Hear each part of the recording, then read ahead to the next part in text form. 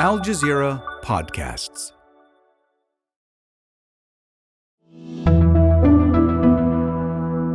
Today, as tens of thousands of refugees continue to flee Myanmar, the United Nations says about 45,000 Rohingya have been forced from their homes. I talked to one of Al Jazeera's correspondents who found his way inside Myanmar recently. Tony Cheng has traveled to the front lines in Kayne State, and he's spoken to one of the rebel commanders. And Tony says there's something we all should know about Myanmar's ongoing civil war. I'm Kevin Hirten, and this is The Take.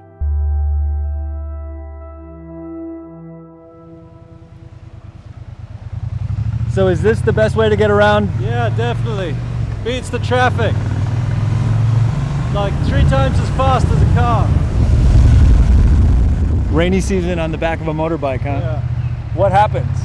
You just get soaked, like completely soaked. I'm here with Tony Cheng, Al Jazeera correspondent in Bangkok, racing around with him as he meets with people, meets with sources. I heard there's a lot of displaced people. I know there's a lot of refugees because of the civil war going on next door. Next door is Myanmar, where Tony's just returned from.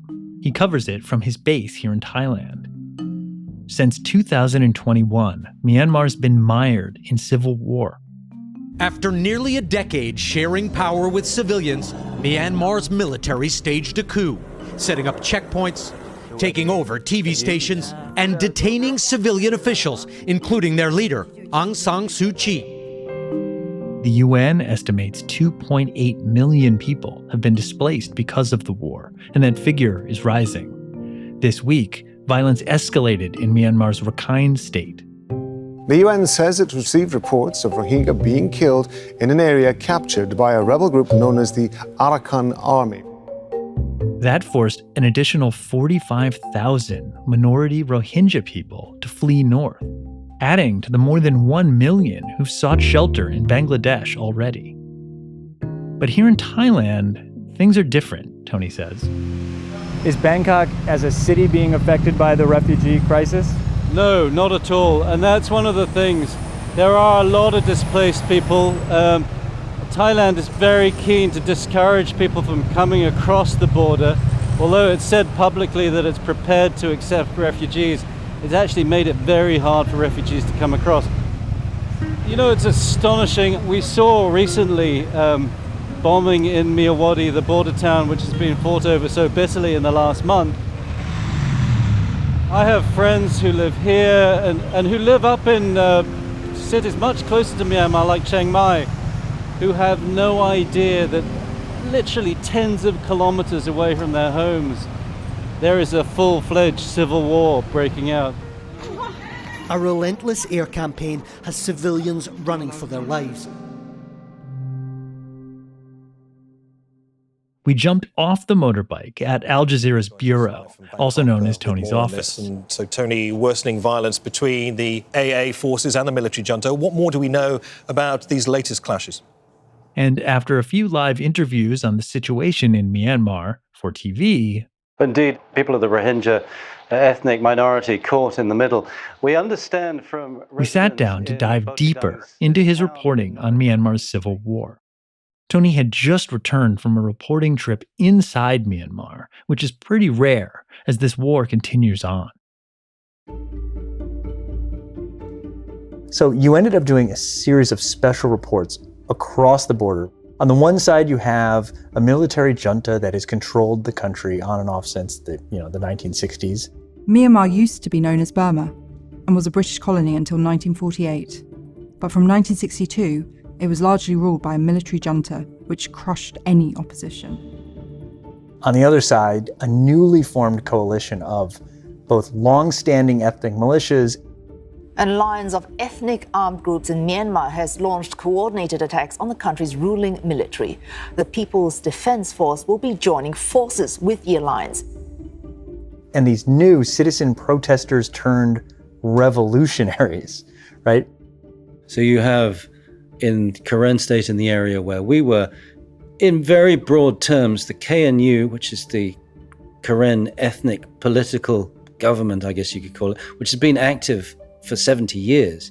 They are in, I guess you could say, control. Their armed branch, the KNLA, is the one that has been leading the fighting. Fighting underneath KNLA commanders are the PDF, the People's Defense Force. Now, they're not an ethnic group. These are generally younger people who've come down from the cities, who were out on the streets protesting after the military coup. And they've come from all over Myanmar. And in the past few months, the rebels' tentative success has surprised a lot of people. And Tony was able to talk to fighters and commanders, getting a very close look at what was going on. In the first report, you were embedded with PDF fighters on the highway to Yangon. Fighters from the pro-democracy People's Defense Force take defensive positions. This is the main road between the Thai border and Yangon, Myanmar's commercial hub. Civilians long gone, their cattle roam freely in the streets, but even they know not to go too far. So tell me about the challenges these fighters are facing, and maybe that can help explain how they've been so successful in this fight. I mean, well, first of all, being out in the open. I mean, that in itself is a huge risk. The first place we went to was a town on that road, the Asian highway that goes all the way from China through to Yangon, the most populated city. They were very edgy when we went out into the open. We went into this town that was just outside Myanmar. It had been completely destroyed. The battle along the Asian highway has been fierce. Relief columns of military reinforcements, a force of 2,000 men, have tried to break through to the border. Most have been stopped, say the fighters, but some did slip through. And a constant threat from the air, that even their heaviest weapons can do little to repel. All of the buildings had been burnt down. This had happened a couple of weeks previously. Some of the wreckage was still smoking. A lot of that had been done by airstrikes. And they were very careful about the amount of time we had in that town. They'd been fighting for weeks, and they were concerned that there were columns of military, or certainly breakaway soldiers who were in the area. So they took us in, they showed us what was going on. We could also see a very large barrier on the road to Myanmar, indicating what they felt was safe, and beyond that was no man's land. So the dynamic hovering over this conflict is the air support that the junta still has. 24 hours a day, there's a constant buzz in the sky. You were doing stand-ups where you're literally exposed from spotter planes. That's what the fighters say is a Y-12. It's a spotter plane that's up there looking for targets for artillery, but also capable of dropping barrel bombs. The fighters know to stay out of sight, slipping seamlessly under the cover of the trees and shrubs. And everything that they do, the way they operate, the way they move, all seems to be in response to the fact that there is this threat from the air. Yep. And there's nothing they can do about it. I mean, they have increasingly got heavier weapons, some large caliber machine guns, even some artillery that they've taken from the bases they've overrun. But none of that can do anything about the fighter jets in the air. And we were very aware of it all the time. We saw one of these things, and then about 5 minutes later, you could hear the booms in the background as they were throwing them out. They're also deploying their air strength at night. And I asked a couple of people, why are they bombing at night? There's no electricity in any of these areas, so there's nothing they can actually see. And they said it's just random. They do it because they want to scare people. Wow. And Tony says they're pretty effective at that. You know, there was one point where we'd gone off to sleep. They woke us all up and they said, be aware, you may need to run for cover. There's a fighter jet in the air. We heard it go past. Everywhere we went to, you could see there were little trenches dug with sandbags around, ready for people to jump into the shelter if the air attack was incoming. After the break, we dive deeper into Tony Cheng's special reporting on Myanmar's civil war.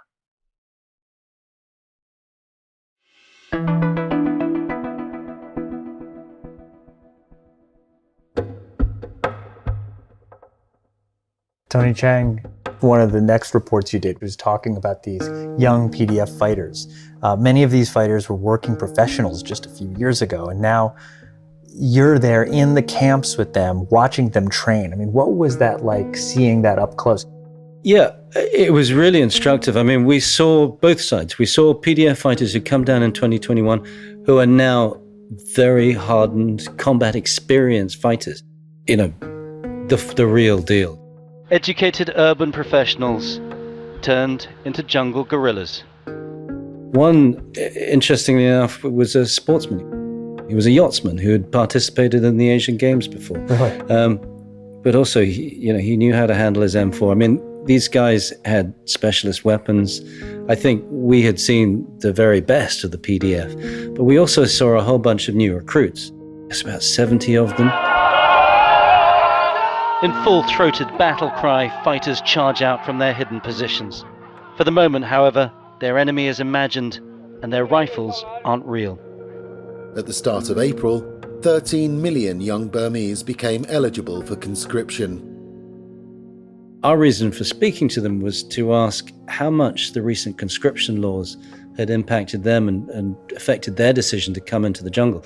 Not all men. Also, there were a number of women there.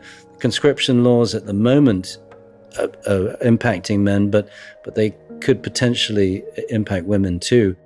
An entire generation is desperate to find a way out. I think this is the problem for the military, is that they're desperately short of numbers.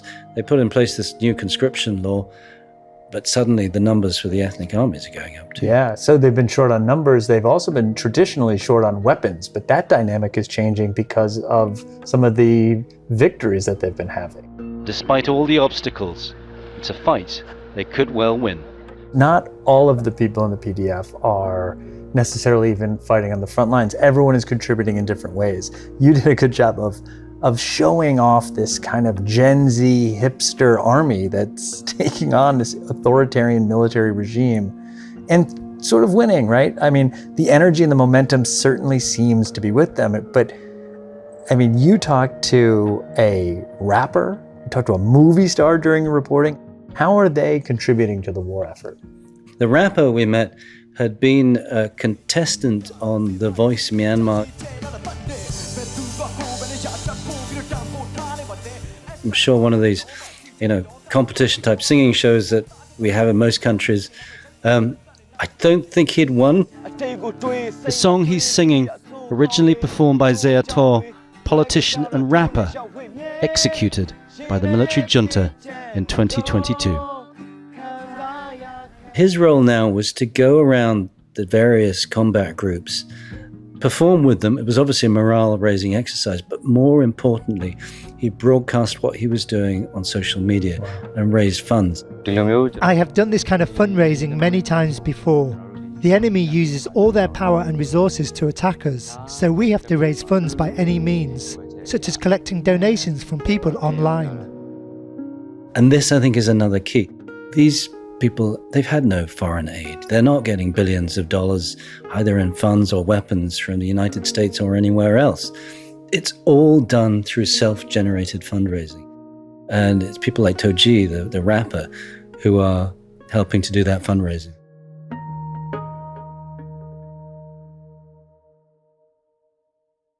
Going into the hills to fight. It's hard not to get kind of like Fidel Castro, Che Guevara vibes, right? Is there an ideology other than just pro-democracy that's unifying this? Clearly, when they were fighting, were very serious. But it was in the downtime when you could see that sort of Gen Z-ness come out. With their uniforms on, with their guns by their sides. Suddenly they're on TikTok. They're listening to Spotify. They've zoned back into that kind of 20-something life that they clearly were living. And in a way, that's quite reassuring. It means that they haven't lost that humanity, but it also gives you a sense of they are very aware of the cost of the military coup in 2021, and they are prepared to fight to the death to maintain it. Wow, amazing. I mean, look, the conditions here, basic services that all of us take for granted, like schools for the children, just completely shut off. Electricity even, and of course, healthcare. In these areas, there are no basic services at all. Nothing, even electricity. It's all gone. Most places didn't have running water to start with. In the places that did, there isn't any of that.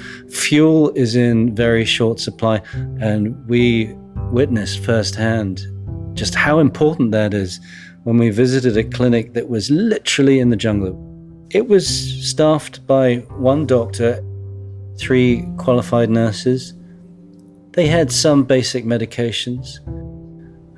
They had the facility to put up an IV drip. They did also have an operating theatre. It was a tent in the jungle. Yeah. He said they'd done amputations there, but really, only in the most extreme of circumstances. And you were there when a woman came in to give birth. She had come a long distance. Yeah, she was living in the jungle up on one of these high mountains. She was pregnant. She went into labor, and so her 2 sisters and her husband and some neighbors had to carry her down the hill in a hammock. That took 3 hours. Then they bundled her into the back of a little sort of open-air van, drove through what her sister described were very bumpy roads.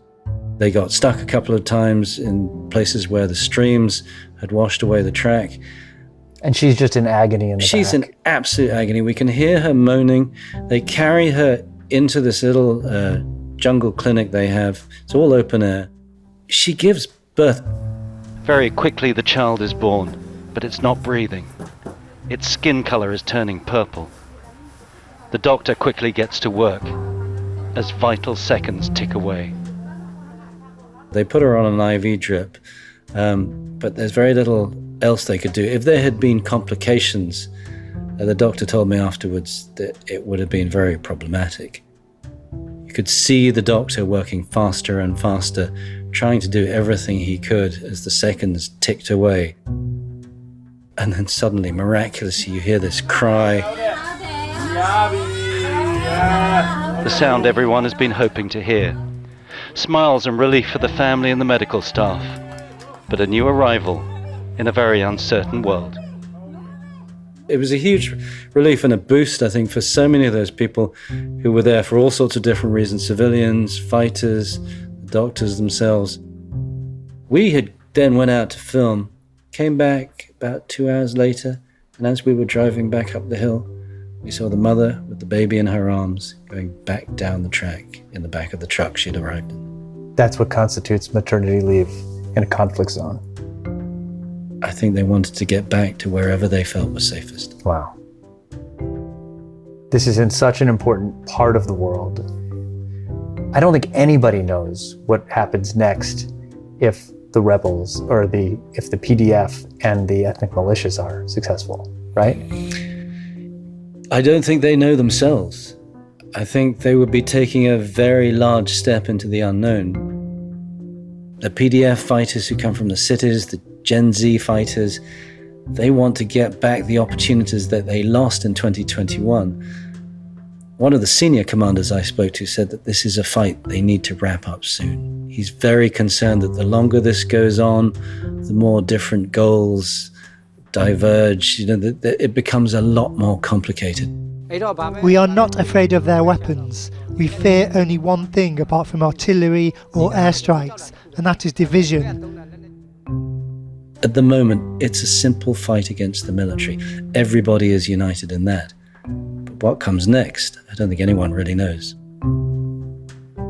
Tony Cheng, talking in person in the Bangkok Al Jazeera Bureau. Thank you so much. Thank you. And that's The Take. This episode was produced by Khaled Soltan and David Enders, with Manahil Naveed, Duha Mosaad, and me, Kevin Hirten, in for Malika Bilal. It was edited by Amy Walters. Our sound designer is Alex Roldan. Alexandra Locke is The Take's executive producer, and Ney Alvarez is Al Jazeera's head of audio. We'll be back.